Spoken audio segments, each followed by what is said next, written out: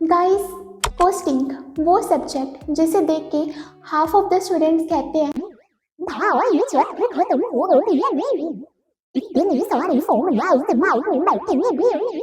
But listen, I scored 67 marks in my very first attempt, और वो भी बिना कोई मॉक टेस्ट पेपर रिटर्न में सॉल्व करे, बिना मल्टीपल बुक्स फॉलो करे और बिना पूरा पूरा दिन पढ़ाई करे। तो इस वीडियो में मैं अपने सभी के सभी सीक्रेट्स रिवील करने वाली हूँ, मेरी सभी के सभी स्ट्रैटर्जीज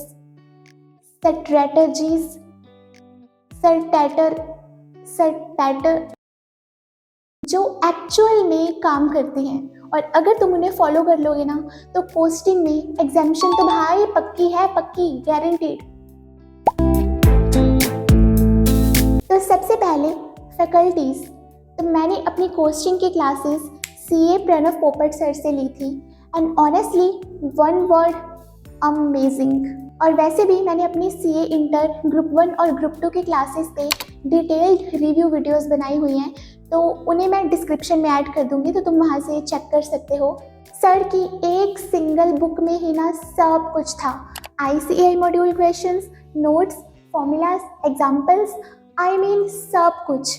और मैंने भी सिर्फ वही बुक फॉलो करी थी, और बिकॉज मैंने सर की वो बुक फॉलो करी थी तो मुझे ICAI मॉड्यूल को तो कभी ओपन करने की ज़रूरत भी नहीं पड़ी। But apart from that sir ने हमें बैच में ही प्रीवियस ईयर क्वेश्चंस के PDFs भी दिए थे चैप्टर वाइज।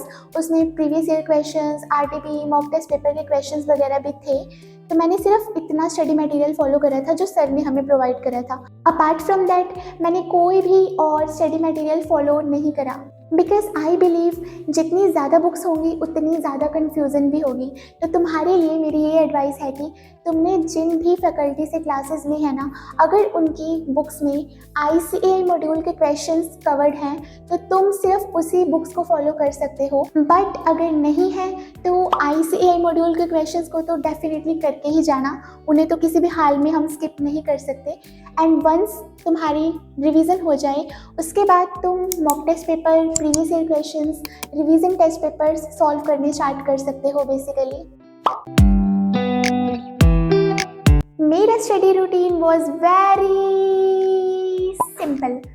इवन दो मैंने लाइव बैच परचेज करा था, लेकिन मैं देखती हमेशा रिकॉर्डिंग ही थी, क्योंकि मुझे पॉज करना, रिवाइंड करना, फिर ओवर थिंकिंग में गुम हो जाना, फिर रिवाइंड करना, फिर टीचर को 2x की स्पीड पे सुपरमैन की तरह देखना पसंद था। मेरा बस एक सिंपल फंडा था, लेक्चर देखा, उस लेक्चर में टीचर ने जो भी इम्पोर्टेंट पॉइंट्स बताए उन्हें बुक में ही नोट डाउन कर लिया, और उसके बाद उस लेक्चर का होमवर्क कर लिया सेम डे, दैट्स इट। और जब तक मेरा पिछले लेक्चर का होमवर्क फिनिश नहीं होगा तब तक मैं नेक्स्ट लेक्चर नहीं देखूंगी, दैट वाज इट। और अगर हमें लेक्चर में सपोज सर ने 3 क्वेश्चंस करवाए हैं तो लेक्चर फिनिश होने के बाद मैं वो तीनों के तीनों क्वेश्चंस अपनी रफ नोटबुक में प्रॉपर वर्किंग नोट्स के साथ सॉल्व करके देखती होती थी, जब मेरा सिलेबस कंप्लीशन का फेज चल रहा था। और इस हैबिट ने मुझे सुपर कंसिस्टेंट रखा और मेरे सिलेबस को मेरे कंट्रोल के अंदर मैं कर पाती थी। जैसे जैसे सिलेबस आगे बढ़ता गया मैं साथ साथ अपनी खुद की एक नोट्स कॉपी मेंटेन करती गई, सिर्फ फॉर्मूलाज एंड की कॉन्सेप्ट्स के लिए।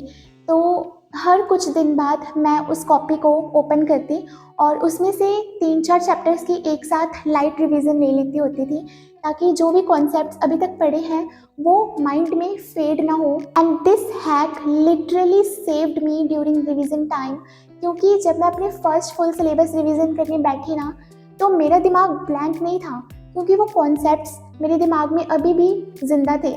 एंड बाय द टाइम मेरा सिलेबस फिनिश हुआ मेरी साथ साथ खुद की एक चीट शीट रेडी हो चुकी थी, बिकॉज उस नोटबुक में सिर्फ 30-40 पेजेस में मैंने पूरा का पूरा कोस्टिंग का सिलेबस समराइज करके लिख दिया था। सो दैट्स वाई अपने कोस्टिंग एग्ज़ाम से जस्ट एक दिन पहले भी मैं सिर्फ उस नोटबुक को ही पढ़ के गई थी। अपने एग्ज़ाम से पहले मैं 5 नहीं, 4 नहीं, 3 नहीं, सिर्फ 2 फुल सिलेबस रिविजन्स कंप्लीट कर पाई थी टाइम शॉर्टेज की वजह से। और पहले मुझे भी बहुत डाउट्स आ रहे थे कि यार 2 फुल सिलेबस रिविजन्स और इतने सारे फॉर्मूलाज दिमाग में कैसे याद रहेंगे। बट आई मेड श्योर कि इवन दो मैं सिर्फ 2 रिविजन्स ही करके जा रही हूँ, बट स्टिल ये रिविजन्स क्वालिटी रिविजन्स होनी चाहिए कि इन 2 रिविजन्स को मुझे इतने अच्छे से करना है कि मुझे 4 रिविजन्स की ज़रूरत फील ना हो। तो सिलेबस फिनिश होने के बाद जब मैंने अपनी फर्स्ट रिवीजन करनी स्टार्ट की तो मैंने फॉलो करी syllabus elimination technique. Means first revision में जो कॉन्सेप्ट्स मुझे बहुत इजी लगते थे या जो क्वेश्चंस मुझसे पहली बार में ही सॉल्व हो रहे थे उन्हें मैं बुक पे क्रॉस कर देती होती थी, ताकि वो क्वेश्चंस सेकंड रिवीजन में मेरी आंखों के सामने भी ना आए।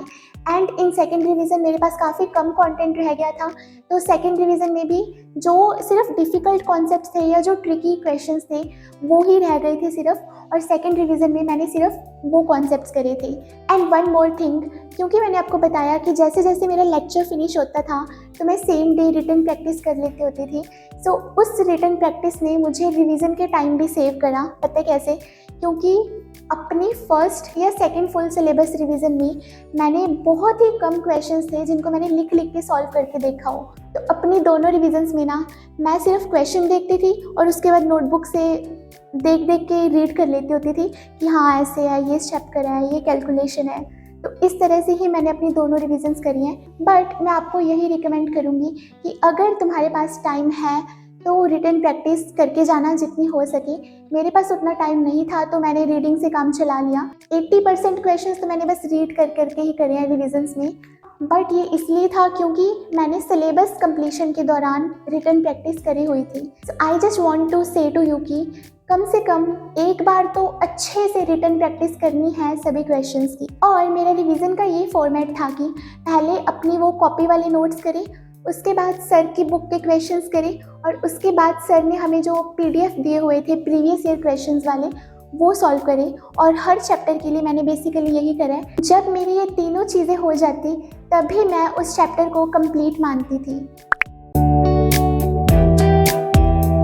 इस बात की ना गांठ बांध लो।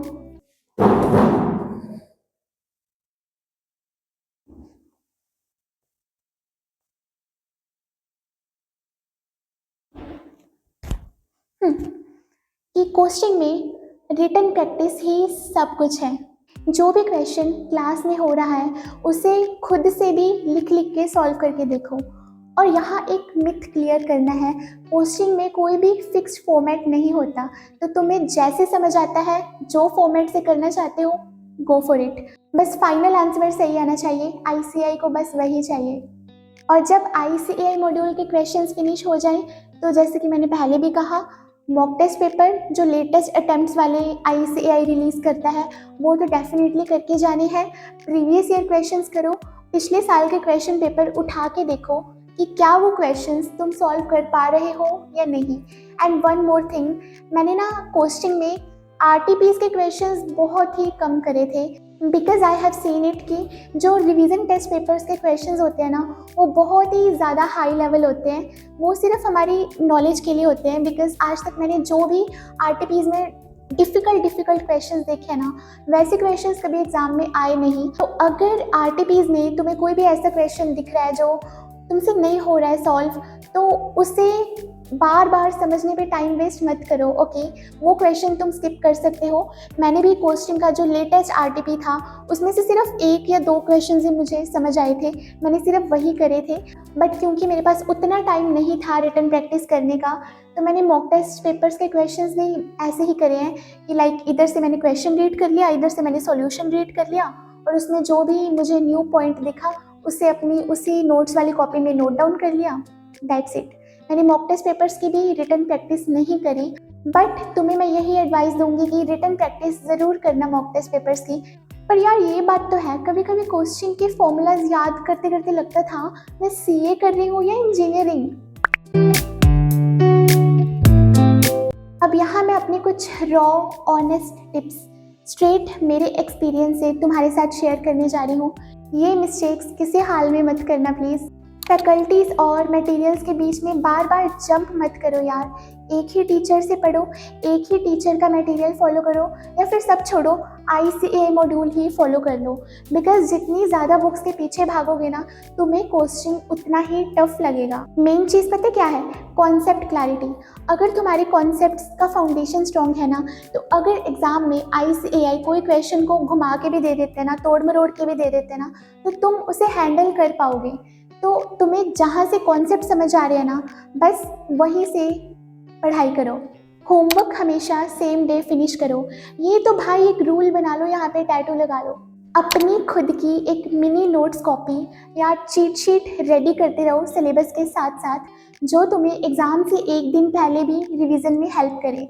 सारा सिलेबस कवर करने के पीछे मत भागो, एक्यूरेसी और स्पीड बनाने की कोशिश करो।